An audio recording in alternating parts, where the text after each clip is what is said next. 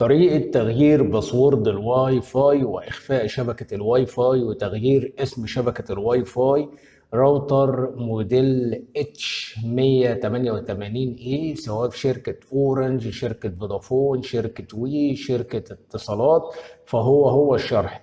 طالما موديل الراوتر H188A، يعني الراوتر بتاعك كده مكتوب عليه H188A، ما نختلفش بقى سواء شركة فودافون، اورنج، وي، اتصالات. فطالما الموديل واحد فهو السيستم واحد، فهو الشرح واحد. تمام. والناس بقى الخاصة بشركة اورنج زي انا كده بالظبط، طبعا لما بتيجي تفتح شبكة الواي فاي بيكون في اسم اورنج في شبكة الواي فاي. في ناس بقى عايزة تخفي كلمة اورنج داش مثلا كذا، يعني انا مثلا الشبكة بتاعتي كاتبها عمرو، فهيبدأ يظهر اورنج داش عمرو. كاتبها احمد هيظهر اورنج داش احمد. كاتبها سعيد هيظهر اورنج داش سعيد. طيب انا بقى عايز اخفي كلمة اورنج وداش ديت، اللي هي الشرطة دي اخفيها هي واورنج. ولو كتبت مثلا عمرو تبقى عمرو، كتبت احمد تبقى احمد، كتبت سعيد تبقى سعيد، كتبتها حرفين عشان لو هعمل اخفاء لشبكة الواي فاي تكون سهل عليا، فببدأ برضو اخفي كلمة اورنج. تمام. كل اللي انا عايزه منك هتفتح الجهاز الكمبيوتر بتاعك، او لو معاك موبايل فهو الشرح. يعني سواء بتستخدم جهاز الكمبيوتر زي هي الطريقة، سواء بتستخدم الموبايل برضو هي الطريقة. يعني سواء شغال من على الكمبيوتر او من على الموبايل فهي الطريقة، ولكن انا شغال من على جهاز الكمبيوتر. هنيجي هنا في البحث هنبدأ نكتب 192 دوت 168 دوت 1 دوت 1 وهو الانتر. تمام. هيبدأ يفتح معاك صفحة الراوتر بالشكل اللي انت شايفه قدامك ده. تمام. هنا بيطلب مني يوزر نيم وباسورد. اليوزر نيم والباسورد هتلاقيهم عندك في ظهر الراوتر. هتقلب الراوتر كده هتلاقي حاجة اسمها يوزر نيم وباسورد، هنكتبهم ونرجع لكم تاني. طبعا بعد ما كتبت اليوزر نيم والباسورد هبدأ اقول لوج ان. الراوتر هيبدأ يفتح معايا زي ما انتم شايفين اهو. تمام. هضغط على لوكال نتورك، هنضغط عليها. بعد كده نختار دبليو لان. بعد كده هنيجي هنا، طبعا الراوتر بتاعي بيبث شبكتين. تمام. 2.4 وال 5 جيجا هرتز، 2.4 جيجا هرتز وال 5 جيجا هرتز. تمام. طيب اول حاجه 2.4 محدد عليها، وبرده ال 5 جيجا هرتز محدد عليها، بس انا هقفل الجيجا هرتز. طب انت قفلت الجيجا هرتز دي لاني انا ال 5 جيجا هرتز دي مش محتاجها، المدى بتاعه قصير جدا. يعني عايز اللي انت تفتح الواي فاي عن طريق الموبايل بتاعك، تمسك الموبايل بتاعك كده تكون قاعد جنب الراوتر، تكون قاعد في نفس الأوضة، تكون قاعد في نفس الغرفة، تكون يا دوبك اتحركت من غرفة لغرفة، عشان المدى بتاعها قصير جدا جدا. تمام. اما بقى ال 2.4 المدى بتاعها طويل. 2.4 ايه المدى بتاعها طويل، يعني 2.4 ممكن تجيب على 100 متر، ممكن تعدي كمان معاك ال 100 متر. تمام. طالما ما فيش حيطان او جدار كده ورا بعضه فخلاص تقدر ال 2.4 تبعد معاك كمان اكتر من ال 100 متر. تمام. طيب فانا بحددها طبعا 2.4، وجميع الناس كلها بتحدد 2.4 عشان المدى بتاعها طويل وبتجيب من مسافه جامده جدا. تمام. طيب بعد كده هنختار حاجه اسمها دبليو لان اس اس اي دي كونفجريشن، هنبدا نضغط عليها. هيبدا يظهر معاك الشبكات كده، معاك 8 شبكات. معاك اس اس اي دي 1 واس اس اي دي 2 واس اس اي دي 3 واس اس اي دي 4، دول الخاصين بال 2.4. تمام.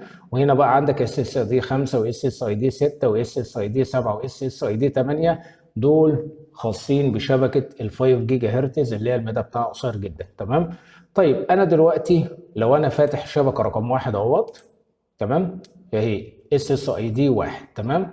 لو ضغطت عليها كده عشان ابدا اعمل الاعدادات هلاقي اس اس اي دي نيم مكتوب ايه بقى؟ اورنج داش، بعد كده بي كيو دي زد. تمام. اللي انت تقدر تكتب اسمك هنا. تمام.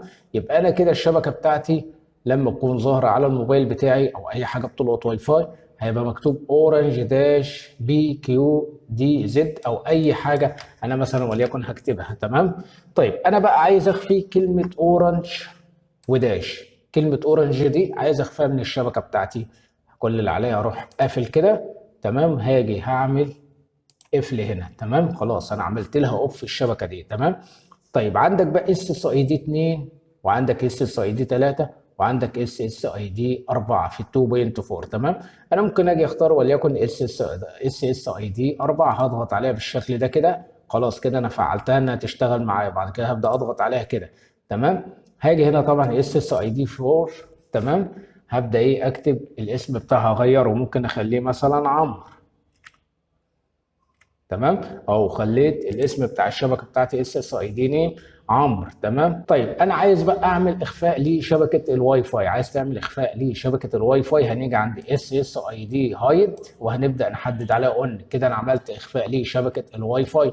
تمام. كده انا عملت اخفاء لشبكه الواي فاي. بعد كده هاجي هنا وهبدا اختار اخر حاجه. تمام. بعد ما اختار اخر حاجه هنيجي بقى هنا. تمام. وهو الباسورد هبدا احذفه كده وهبدا اكتب اي حاجه في الباسورد. تمام. طيب انا مش عارف انا كتبت ايه. يعني انا لو عملت ابلاي وحفظت كده ممكن اجي ادخل على الشبكه ما رضيش يفتح معايا، فلازم اضغط على شو باسورد اتاكد انا كتبت ايه. تمام. ممكن اخليها وليكن احمد، كل الحروف مثلا صمول، احمد ات عمرو ات 1 2 3 شباك 20. ممكن اخليها بالشكل ده. تمام. كده كتبت كلمة المرور قوية. تمام. بعد كده هاجي اضغط على ابلاي كده. بس انا حفظت البيانات. تمام. يبقى انا كده اول خطوة عملتها اللي انا قفلت اس اس اي دي 1 عشان بتظهر كلمة اورنج معايا في الشبكة، وانا عايز كلمة اورنج ما تظهرش معايا في الشبكة. فاخترت بقى من اس اس اي دي 2 او 3 او 4، اخترت 4. فجيت هنا عملت غيرت اسم شبكه الواي فاي. بعد كده حددت على قلنا هنا اس اس اي دي هايد لاخفاء شبكه الواي فاي. بعد كده اخترت الحمايه. تمام. وشغل تليفونات جديده مع قديمه. بعد كده عملت الباسورد قوي. بعد كده عملت ابلاي. تمام.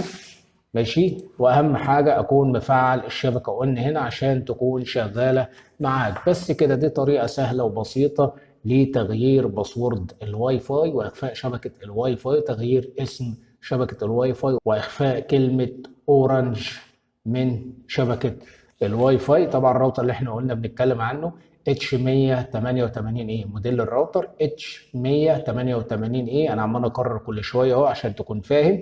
الراوتر ده اتش 188 اي بشركه اورنج فودافون اتصالات وي. هو الشرح ليك، وهو السيستم وكل حاجه زي ما انتم شفتوها كده، نظري وعملي في نفس الوقت. اشوفكم فيديو جديد. سلام عليكم.